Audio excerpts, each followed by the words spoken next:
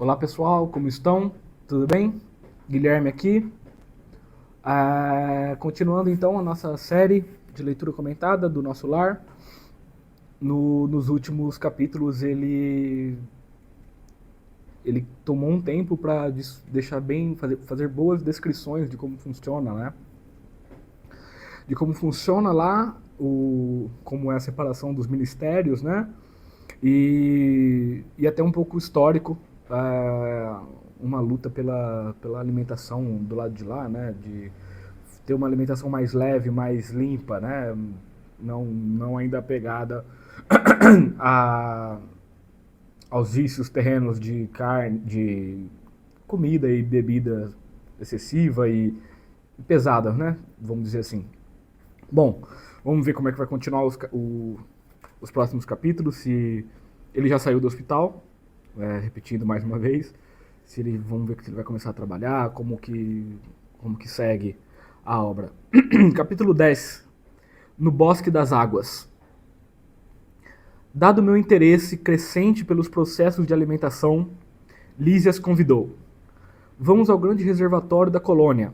Lá observará coisas interessantes. Verá que a água é quase tudo em nossa estância de transição. Curiosíssimo, acompanhei o enfermeiro sem vacilar. Chegados a extenso ângulo da praça, o generoso amigo acrescentou: esperemos o aerobus. Aí tem uma nota de rodapé, né? Carro aéreo que seria na Terra um grande funicular. Ponto relativo a cada hora de serviço. Nota do autor espiritual. Então um aerobus hoje faz sentido, né? Um ônibus aéreo faz sentido assim, a gente consegue imaginar muito mais claramente, né? Mas em 40 e pouco, quando foi escrito o livro, né? Enfim, vamos esperar o aerobus. Mal me refazia da surpresa quando surgiu o grande carro, suspenso do solo, a uma altura de 5 metros, então, né? Mais ou menos, e repleto de passageiros. Ao descer até nós, à maneira de um elevador terrestre, examinei-o com atenção. Não era máquina conhecida na Terra, constituída de material muito flexível, tinha enorme comprimento, parecendo ligada a fios invisíveis, em virtude do grande número de antenas na tolda. Mais tarde, confirmei minhas suposições visitando as grandes oficinas do serviço de trânsito e transporte. Só para fazer um parênteses, ele falou 5 metros de altura, então ele chegou lá, tipo, né, um humano tem 1,70 m, né, imagina 2 metros. Então duas pessoas e mais um pouco, então era bem alto, né, que ele chegou voando, aí depois ele fala que ele desce, enfim. Ele continua. Lísias não me deu tempo a indagações. Aboletados convenientemente no recinto confortável, seguimos silenciosos. Experimentava a timidez natural do homem desambientado entre desconhecidos. A velocidade era tanta que não permitia fixar os detalhes das construções escalonadas no extenso percurso. A distância não era pequena, porque só depois de 40 minutos, incluindo ligeiras paradas de 3 em 3 quilômetros, me convidou Lísias a descer sorridente e calmo. Deslumbrou-me o panorama de belezas sublimes. O bosque, em floração maravilhosa, embalsamava o vento fresco de inebriante perfume. Tudo em prodígio de cores e luzes cariciosas. Entre margens bordadas de grama viçosa, toda esmaltada de azulíneas flores, deslizava um rio de grandes proporções. A corrente rolava tranquila, mas tão cristalina que parecia tonalizada em matiz celeste em vista dos reflexos do firmamento. Estradas largas cortavam a verdura da paisagem, plantadas a espaços regulares. Árvores frondosas ofereciam sombra amiga, à maneira de pousos deliciosos na claridade do sol confortador. Bancos de caprichosos formatos convidavam ao descanso. Notando o meu deslumbramento, Lísias explicou. Estamos no Bosque das Águas. Temos aqui uma das mais belas regiões de nosso lar. Trata-se de um dos locais prediletos para as excursões dos amantes, que aqui vêm tecer as mais lindas promessas de amor e fidelidade para as experiências da terra. A observação ensejava considerações muito interessantes, mas Lísias não me deu aso a perguntas nesse particular. Indicando um edifício de enormes proporções, esclareceu. Ali é o grande reservatório da colônia. Todo o volume do Rio Azul que temos à vista, ele colocou Rio Azul, azul com maiúsculo, então deve ser o nome do rio, né? Todo o volume do Rio Azul que temos à vista é absorvido em caixas imensas de distribuição. As águas que servem a todas as atividades da colônia partem daqui. Em seguida, reúnem-se novamente abaixo dos serviços da regeneração e voltam a constituir o rio, que prossegue o curso normal, rumo ao grande oceano de substâncias invisíveis para a Terra. Percebendo minha indagação íntima, acrescentou: com efeito, a água aqui tem outra densidade, muito mais tênue, pura, quase fluídica. Notando as magníficas construções que me fronteavam, interroguei: a que ministério está afeto o serviço de distribuição? Imagine, elucidou Lísias, que este é um dos raros serviços materiais do Ministério da União Divina. União Divina que era um dos últimos, mais perto, né? Que diz? Perguntei, ignorando como conciliar uma coisa e outra. O visitador sorriu, obtemperou prazenteiro. Na Terra, quase ninguém cogita seriamente de conhecer a importância da água. Em nosso lar, contudo, outros são os conhecimentos.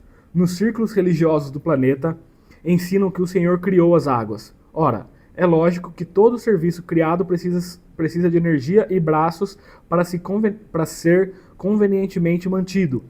Nesta cidade espiritual, aprendemos a agradecer ao Pai e aos seus divinos colaboradores semelhante dádiva. Conhecendo-a mais intimamente, sabemos que a água é veículo dos mais poderosos para os fluidos de qualquer natureza. Aqui, ela é empregada sobretudo como alimento e remédio. Há repartições no Ministério do Auxílio absolutamente consagradas à manipulação de água pura, com certos princípios suscetíveis de serem captados na luz do sol e no magnetismo espiritual. Na maioria das regiões da extensa colônia, o sistema de alimentação tem aí suas bases. Acontece, porém, que só os ministros da União Divina são detentores do maior padrão de espiritualidade superior, entre nós, cabendo-lhes a magnetização geral das águas do Rio Azul, a fim de que sirvam a todos os habitantes de nosso lar com a pureza imprescindível. Fazem eles o serviço inicial de limpeza e os institutos realizam trabalhos específicos no suprimento de substâncias alimentares e curativas. Quando os diversos fios da corrente se reúnem de novo no ponto longínquo oposto a este bosque, ausenta-se o rio de nossa zona, conduzindo em seu seio nossas qualidades espirituais. Eu estava embevecido com as explicações. No planeta, objetei, jamais recebi elucidações dessa natureza. O homem é desatento há muitos séculos, tornou Lísia. O mar equilibra-lhe a moradia planetária. O elemento aquoso fornece-lhe o corpo físico, a chuva dá-lhe o pão, o rio organiza-lhe a cidade, a presença da água oferece-lhe a bênção do lar e do serviço. Entretanto, ele sempre se julga o absoluto dominador do mundo, esquecendo que é filho do Altíssimo, antes de qualquer consideração. Virá tempo, contudo, em que copiará nossos serviços, encarecendo a importância dessa dádiva do Senhor. Virá tempo, contudo, em que copiará nossos serviços, o que nós fazemos aqui, encarecendo a importância dessa dádiva do Senhor. Olha que coisa, né? Compreenderá então que a água, como fluido criador, absorve em cada lar as características mentais de seus moradores. A água no mundo, meu amigo, não somente carrega os resíduos dos corpos, mas também as expressões de nossa vida mental. Será nociva nas mãos perversas, útil nas mãos generosas e, quando em movimento, sua corrente não só espalhará a bênção de vida, mas constituirá igualmente um veículo da providência divina, absorvendo amarguras, ódios e ansiedades dos homens, lavando-lhes a casa material e purificando-lhes a atmosfera íntima. Calou-se o interlocutor em atitude reverente, enquanto meus olhos fixavam a corrente tranquila a despertar-me sublimes pensamentos. Olha que capítulo, cara, falando sobre a água, né? O nosso corpo é composto de 70% de água. Existem muitos estudos também sobre a água, né? Como a água reage a determinadas frequências de som, que é o que ele estava falando. A água tem esse poder de absorver os sentimentos dos moradores das casas. Olha que coisa, né?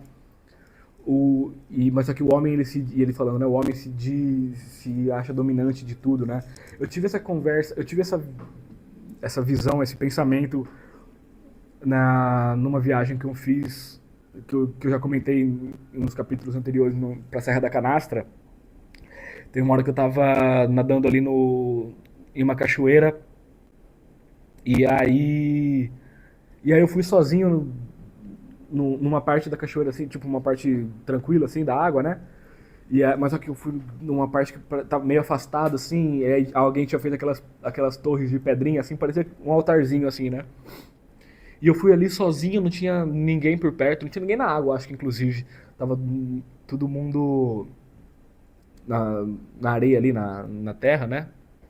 E aí a hora que eu cheguei, eu percebi, eu entendi, eu acho, por que que a gente chama, por que que a gente chama a natureza de mãe natureza, né? Como ela vai estar sempre lá pra gente, de braços abertos, esperando de volta, mesmo que a gente use e abuse da natureza, seja individualmente jogando plástico, jogando lixo na natureza, plástico, não sei o que, ou coletivamente destruindo com bombas e não sei o que, né? Mas sempre que a gente precisar da natureza de volta, ela vai estar lá de braços abertos, sabe? Eu tava pensando nisso, né? Como ela tá sempre lá disposta, né? A mãe natureza, a água, e pensando na água também, né? Então, muito, muito interessante esse capítulo também. Interessante demais. É isso. Beleza, família? Obrigadão por mais uma. Tamo junto.